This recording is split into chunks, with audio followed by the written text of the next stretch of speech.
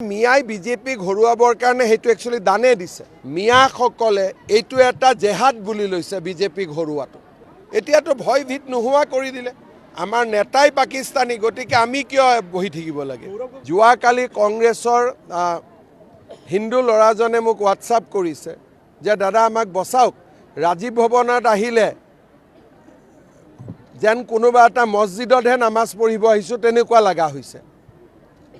তেওঁলোকে সংখ্যাটো দিছে, নামখিনি প্ৰকাশ কৰা নাই।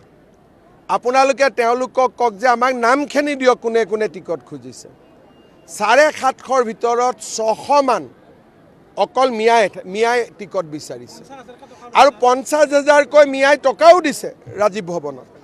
ঘূৰাই নাপাওঁ বুলি জানিও দিছে। পুঁজি সংগ্ৰহ নহয়, মিয়াই বিজেপিক হৰুৱাবৰ কাৰণে সেইটো একচুৱেলি দানে দিছে। বহুতে টিকেট খুজিছে, যোনে জানে মই টিকট নাপাওঁ, তথাপিতো গৈ 50,000 টকা দিছে। উদ্দেশ্যটো কি? যাতে বিজেপি ইলেকশ্যনত হাৰিব পাৰে। যোৱা কেইদিনমানত কংগ্ৰেছে জিলা সমিতিবিলাকক 2 লাখ 3 লাখকৈ টকা দিছে। ক'ৰ টকা দিছে? এই মিয়াবিলাকে দিয়া টকাবিলাকে বিতৰণ কৰি দিছে। গতিকে এইটো এটা সম্পূৰ্ণভাৱে মিয়াসকলে এইটো এটা জেহাদ বুলি লৈছে বিজেপিক হৰুৱাটো। নহ'লে গুৱাহাটীত সিদিনাখন মইতো দেখা পাই আছোঁ, মইতো টিভিত আচৰিত, একে জাপে যিমান মিয়া গুৱাহাটীত টিকেট খুজিব সোমাই গ'ল। তাৰমানে কংগ্ৰেছ যদি কিবা কাৰণত জিকে, ধৰি ল'লোঁ নিজিকে, ধৰি ল'লোঁ শপত গ্ৰহণৰ দিনাখন কিমান মিয়া গুৱাহাটীত সোমাই যাব আপোনালোকে চিন্তা কৰকচোন।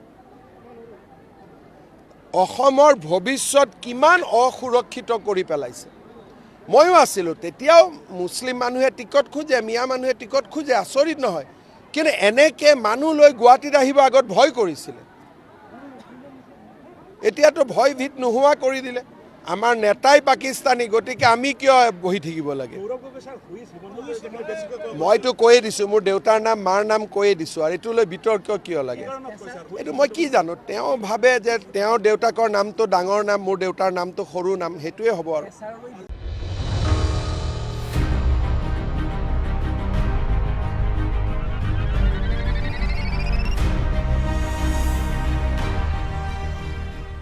মিয়াসকলে এইটো এটা জেহাদ বুলি লৈছে বিজেপিক হৰুৱাটো। এতিয়াতো ভয় ভীত নোহোৱা কৰি দিলে। আমাৰ নেতাই পাকিস্তানী, গতিকে আমি কিয় বহি থাকিব লাগে।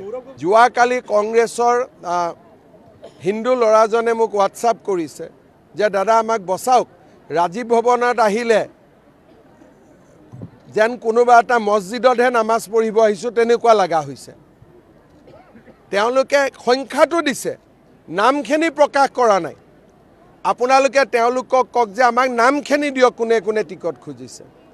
750ৰ ভিতৰত 600 মান অকল মিয়াই টিকট বিচাৰিছে আৰু 50,000কৈ মিয়াই টকাও দিছে ৰাজীৱ ভৱনত। ঘূৰাই নাপাওঁ বুলি জানিও দিছে। পুঁজি সংগ্ৰহ নহয়, মিয়াই বিজেপিক হৰুৱাবৰ কাৰণে সেইটো একচুৱেলি দানে দিছে। বহুতে টিকেট খুজিছে, যোনে জানে মই টিকট নাপাওঁ, তথাপিতো গৈ 50,000 টকা দিছে। উদ্দেশ্যটো কি? যাতে বিজেপি ইলেকশ্যনত হাৰিব পাৰে। যোৱা কেইদিনমানত কংগ্ৰেছে জিলা সমিতিবিলাকক 2 লাখ 3 লাখকৈ টকা দিছে। ক'ৰ টকা দিছে? এই মিয়াবিলাকে দিয়া টকাবিলাকে বিতৰণ কৰি দিছে। গতিকে এইটো এটা সম্পূৰ্ণভাৱে মিয়াসকলে এইটো এটা জেহাদ বুলি লৈছে বিজেপিক হৰুৱাটো। নহ'লে গুৱাহাটীত সিদিনাখন মইতো দেখা পাই আছোঁ, মইতো টিভিত আচৰিত, একে জাপে যিমান মিয়া গুৱাহাটীত টিকেট খুজিব সোমাই গ'ল। তাৰমানে কংগ্ৰেছ যদি কিবা কাৰণত জিকে, ধৰি ল'লোঁ নিজিকে, ধৰি ল'লোঁ শপত গ্ৰহণৰ দিনাখন কিমান মিয়া গুৱাহাটীত সোমাই যাব আপোনালোকে চিন্তা কৰকচোন। অসমৰ ভৱিষ্যত কিমান অসুৰক্ষিত কৰি পেলাইছে। ময়ো আছিলোঁ, তেতিয়াও মুছলিম মানুহে টিকট খোজে, মিয়া মানুহে টিকট খোজে, আচৰিত নহয়। কিন্তু এনেকৈ মানুহ লৈ গুৱাহাটীত আহিব আগত ভয় কৰিছিলে। এতিয়াতো ভয় ভীত নোহোৱা কৰি দিলে। আমাৰ নেতাই পাকিস্তানী, গতিকে আমি কিয় বহি থাকিব লাগে?